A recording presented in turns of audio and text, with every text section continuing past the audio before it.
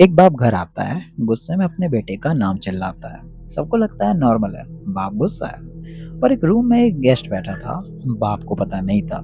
जैसे ही उसने गेस्ट को देखा, गुस्सा गायब। अब मैं तुमसे एक सवाल पूछता हूँ, ये गुस्सा रियल था या फेक? ज्यादातर लोग कहेंगे भाई ऑब्वियसली रियल था, वो अपने बेटे पे से गुस्सा था, गेस्ट के सामने शर्म की वजह से दबाया। ये एक्सप्लेनेशन सुनने में सही लगती है, हर घर में होती है।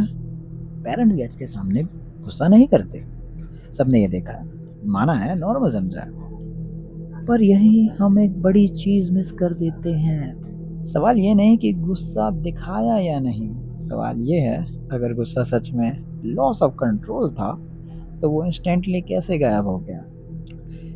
रियल इमोशन जो जेन्युइनली तुम्हारे कंट्रोल से बाहर है, वो अचानक स्विच ऑफ नहीं होती।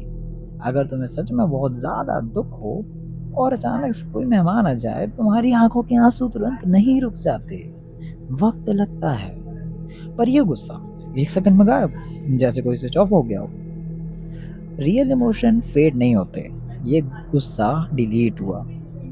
इसका मतलब सिंपल है, ये गुस्सा अनकंट्रोलेबल रिएक्शन नहीं था, ये एक टूल था।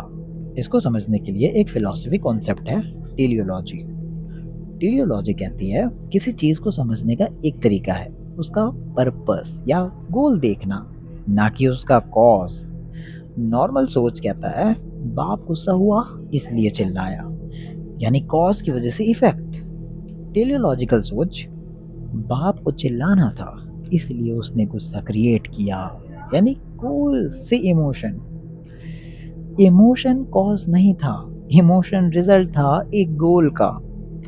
बाप का असली गोल क्या था? अपने बेटे को डिसिप्लिन करना, एक मैसेज देना, एक कंट्रोल जताना। और उस गोल को अचीव करने के लिए दिमाग ने गुस्सा प्रोड्यूस किया, जैसे एक टूल, जैसे हैमर यूज करते हो नेल ठोकने के लिए।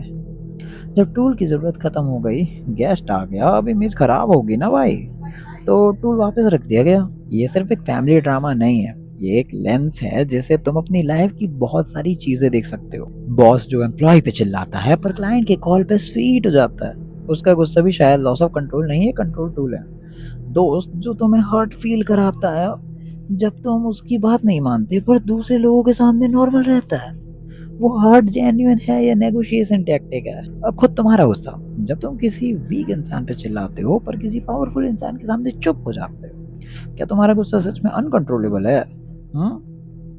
ये इंपॉर्टेंट है क्योंकि डोमेस्टिक अब्यूज काउंसलर्स ये एग्जैक्ट आर्ग्यूमेंट यूज करते हैं। अगर वो अपना गुस्सा बॉस के सामने कंट्रोल कर सकता है तो घर में भी कर सकता है। उसका गुस्सा चॉइस है, मजबूरी नहीं। टेलियोलॉजी हमें सिखाती है इमोशन सिर्फ फील नहीं होती, कभी कभी ये क्रिएट की जाती है किसी गोल को सर्व करने के लिए। तो अगली बार जब तुम्हें या किसी और को कोई स्ट्रॉन्ग इमोशन आए, गुस्सा, दुख, जेलसी, खुद से एक सवाल पूछो, ये इमोशन मुझे क्या करवाना चाहती है? अगर जवाब क्लियर है, मतलब शायद ये इमोशन सिर्फ रिएक्शन नहीं, एक पर्पस ड्रिवन टूल है। ये तुम्हें मैनिपुलेट नहीं करेगा अगर तुम्हें इसका पैटर्न पहचान आ गया। अगर ये वीडियो तुम्हारी सोच में एक स्विच फ्लिप कर गया, लाइक करो और कमेंट में बताओ तुमने अपनी लाइफ में कहाँ ऐसा फैब्रिकेट इमोशन देखा है। और एक राज की बात बताऊं, ट्रॉमा जैसा कुछ एग्जिस्ट नहीं करता,